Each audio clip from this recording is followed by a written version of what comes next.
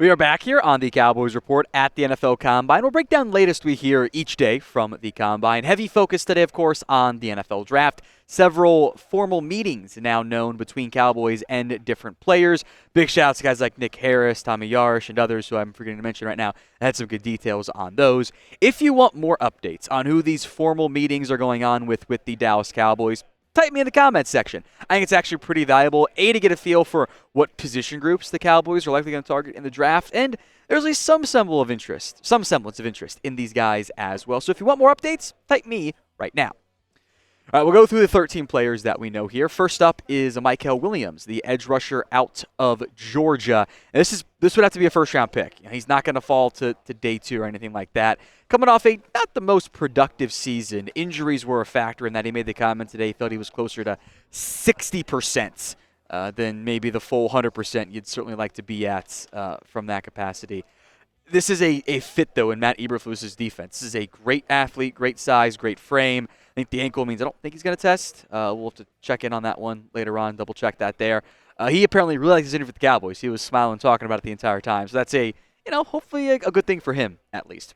All right, Jordan Burch is next up here, the edge rusher out of Oregon. This one also is kind of a logical fit opposite Micah Parsons at edge. Massive frame, fantastic athlete, just like Mykel Williams. I don't think he goes round 1. I don't think he goes top 50. There's a chance of it. I think he more likely goes in between your second and third round pick in a class that's kind of, inconsistent overall. He finally kind of put together the production that the traits suggested this past year at Oregon, where the sacks were more consistent. The pressures actually didn't go up that much. Games were down a little bit, but the finishing was much better from Jordan Burch this season. All right, next up is Princely Umanmielen, the edge rusher out of Ole Miss. Now, this one kind of fits more of the similar style of Micah Parsons in the sense that I don't think he's a great run stopper. In fact, I question if he's able to be out there on rundowns at this point in his NFL career. But this is another pass rushing option for you. Cowboys have not met with him yet. Princely said they're going to meet with him at some point during the Combine week. There's a lot going on for all these players, obviously. This is a pass rusher. This is where he is at his best, is getting after the QB. He's had some great games at Florida, some great games at Ole Miss as well. This would be a probably day 2 draft target for the Cowboys. All right. Next up is Trey Amos. I got a couple different Ole Miss players in a row here. Now, this one was reported by, I believe it was Ryan Fowler over at the Draft Network. We'll have the chance to talk to Amos tomorrow, so maybe we'll get more updates on that meeting there. I am curious how many corners in general the Cowboys choose to bring in for Combine visits. They'll probably scatter the Combine in 30 days out a little bit there. The Dallas Day guys they normally don't even bother talking to because they'll get those later on. Amos is a lanky corner who I thought was pretty good at Alabama and under the radar had a pretty good year in 2024. I don't think he goes in round 1. Maybe sneaks in the back end. That's a possibility there. I think early-ish day 2 is his most likely outcome. Walter Nolen, the Ole Miss defensive tackle, is next up here. This would also be a first-round pick candidate for the Cowboys. I have issues with Nolen in terms of the consistency. You watch the right game, you think he's worthy of a top 5 pick. You watch the wrong games, you're double-checking your notes and making sure you got the right player number on there. There were 6 games this year with 1 pressure or fewer, but had 13 in 2 games. He's just very talented, physically gifted. If he does test, he should blow up the Combine with what he's able to do. Classic 3 technique. No way he gets to, I think, at 44. But 12 would be pretty rich for me at this stage. So we'll talk some more round 1 options here in a little bit. But who do you want the Cowboys to draft in round 1 of this upcoming 2025 NFL draft cycle? It is the pinned comment on today's show, so if the ad comes here on YouTube, take advantage of it. Head down there and let me know. All right, we'll stick on the defensive line. Alfred Collins, that is a run stopper. That is his game to a T. This is not someone who, at least as of right now, is going to be able to get consistent, dynamic pressure, or maybe he can push the pocket a little bit there. But he was a good run stopper at Texas. This is very much one of the players that the production maybe doesn't match the skill set there. You see, 1 sack. Why is he getting day 2 buzz, whatever. Collins is a damn good run stopper. And in a very deep defensive line class who I think can play 3 and 1 technique in terms of the run is a name to certainly monitor for the Dallas Cowboys. Peyton Page, producer Chip's guy, by the way, as well, a formal visit for the Cowboys. I think likely a day 3 pick in the depth of this class, but I think DT is, for good reason, they have to be hunting it, is a focal point for this Cowboys team. Of note, Kenneth Grant, the Michigan defensive tackle, paired with Mason Graham, forming the best duo of defensive tackles we've seen in probably a good while, frankly. This is a freaky athlete. I cannot wait to watch him test tomorrow when he shows up and does 330, 340, whatever he's going to weigh in at, and is posting 4.95 40-yard dash time. He is an unbelievable athlete who's, I think at times the pressure and the sack rates haven't always produced the way I think he can potentially produce on the interior. But this is I think he's a first-round lock. I just think when we get through tomorrow and he's like, blowing up the combine, putting 9.85, whatever it is, RAS numbers up, I don't see how he gets out of round 1. He could be in play for you at 12, frankly. But I know there are many of you who cannot handle that because of the helmet that he wears. So can you handle another Michigan defensive lineman in the first round? Safe space to vote either way. Y for yes and for no. Go vote for me in the comment section of today's show. Let's move along now to some linebackers. Multiple linebackers here on this front. Shamar James is first up here. That is the Florida linebacker. He's got a family full of Cowboys fans, he had said, which, he's from Mobile, Alabama, so that's kind of funny. I think probably day 3 option. In general, I don't love this linebacker class.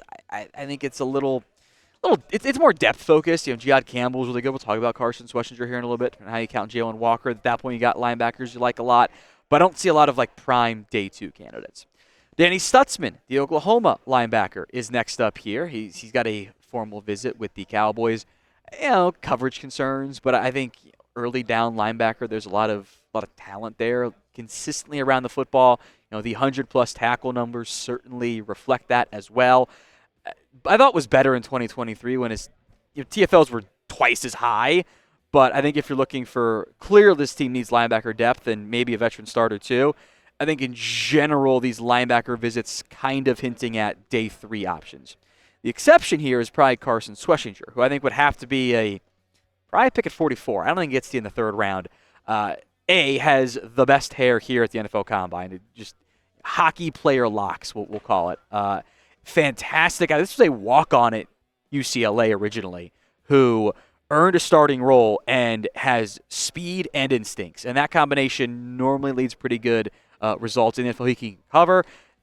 Taking on blocks, not always his thing. Is probably a weak side linebacker, but as a potentially high early career impact, fits all the stereotypes, I guess, of being a walk-on player too. I think I bet he impressed. I bet he's impressing teams in the combine meeting. Those 18 minutes you get to kind of make your case. All right, Barrett Carter, the linebacker out of Clemson. I think it was Mike Payton of A to Z Sports who mentioned he had a formal with the Dallas Cowboys. Carter's stock has kind of fallen from a year or two ago. We were talking about him being, hey, this guy could be a first-round pick. He's got, really great production at Clemson, was putting up big-time numbers, 11 TFLs, 5.5 sacks, 73 tackles, and then kind of regressed a little bit. And think especially in coverage. Clemson did some more stuff this year, kind of putting him along the line of scrimmage, trying to get some, more in the box and less coverage stuff for him, which at times help, at times put him in tougher positions to cover out in the flat and stuff. But I think, again, day 3 target here. Same with Jeffrey Bassa, the linebacker out of Oregon. I thought it was pretty solid the Senior Bowl. I think I put him on my winners list for the Senior Bowl as well. He's got, I think, pretty good athletic ability as well. That's kind of the trend here for the most part of Schlesinger and Bassa in particular. Those are good athletes, I think. I'm curious how Stutzman tests. I'm curious how Barrett Carter tests. Again, we'll know more on that on Thursday. But I think Bassa coming in as a day 3 pick who you can help out on special teams, can be a depth piece. I think that's my guess, depending, unless they get a great value or something, like a Schlesinger or a Jihad Campbell. That'd be my guess what the Cowboys choose to do at the linebacker spot. Now, today's show is made possible by Prize Picks. It is the best place to get real money sports action. With over 10 million members and billions of dollars in awarded winnings, Prize Picks has made daily fantasy sports accessible to all. You simply pick more or less on at least 2 players for a shot to win up to 1,000 times your cash. Run your game all season long on Prize Picks. It is available in 30 states, including California, Texas, Georgia, and Florida. It is the best place to get real money sports action. They invented the flex play, which means you can still cash out even if your lineup isn't perfect. You can double your money even if one of your picks do not hit. My boy Jack Lottery cooked up this baseball prize picks. He has I've realized now it's a pun, so I apologize for it, the homer pick of Duran, more than homers for the Boston Red Sox. But, season-long prize pick slates, I love the more thans, because if they're healthy, they almost always end up getting there. So go download the Prize Picks app today and use code CLNS to get $50 instantly after you play your first $5 lineup. That's prizepicks.com/CLNS and use code CLNS to get $50 instantly after you play that first $5 lineup. All right, that is all of the Combine meetings. A couple of other notes I wanted to get to here, including the latest on Mike Green. That is the Marshall edge rusher. There had been reports and rumors going into the weekend that he had been accused of sexual assault previously. Mike Green saying that was indeed true. He confirmed that he had multiple sexual assault allegations. One in high school was the first accusation, and a second one at Virginia. Now, Green was cleared of the high school one with some investigation going on there. When he went to Virginia, per The Athletic, he signed a no excuse policy of if you even get accused, you're done, whatever. Did get accused. Also, Green saying today it wasn't investigated. It was just an accusation, so he chose to go get a fresh start there as well. I think it is, frankly, kind of rare to see a player so openly and willingly discuss this. That could have easily been one where he denied or just said, I'm not going to talk about that. So on one level, I give him credit for being willing to discuss those things. That's not an easy conversation to have to anyone, let alone media. So in terms of the draft stock, who knows? That is a may or may not matter for the draft stock of Mike Green. NFL teams already knew about that. That's not new information to them. But it does mean that they have to spend extra time on the player and the person. They have to vet, figure out what they think happened, what they think of the player, of the person. That stuff matters. I would bet there are teams that pull Mike Green off the board. Maybe not enough to change his draft stock, but that's stuff that he's going to have to answer. How he answers that stuff matters. So you're going to send, teams will send, the Cowboys will send, they'll send their investigators to Marshall, to Virginia, to that area to figure out what the heck went on. So that stuff may or may not impact his draft stock. We'll have to wait and see what happens there. We will have more Cowboys videos for you here all week long at the NFL Combine. Hit that sub button if you haven't already. The next goal is 210K sub. So if you haven't already, help us out. Hit that sub button right now. All right, one last note I want to get to here is the NFLPA has released their report cards. This is their third edition, by the way, of their team report cards. Cowboys checked in at 10th among all NFL teams. We'll break down where they sat in all the individual rankings here. Treatment of families, they got an A grade. They were 4th among all NFL teams on that one. The food dining area was a B+, up a half letter grade, or I guess a quarter letter grade, whatever it is.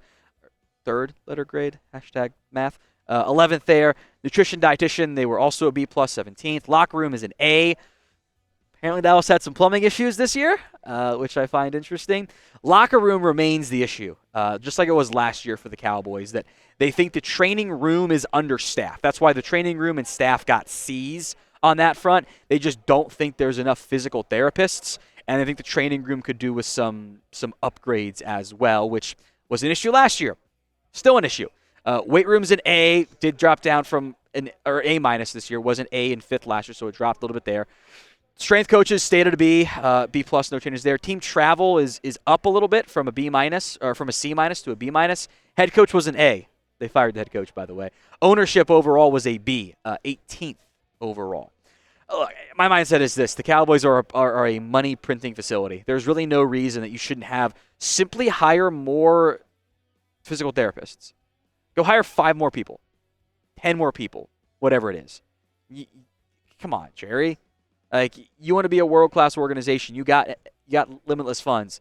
Let's build the best team possible. Let's give the players everything that they think that they need. It's not that hard. This can be easily fixed. You should be top 5 at minimum, top 10 in every category, whether it's ties or not, with effort and money. It's all it takes. So stop being cheap.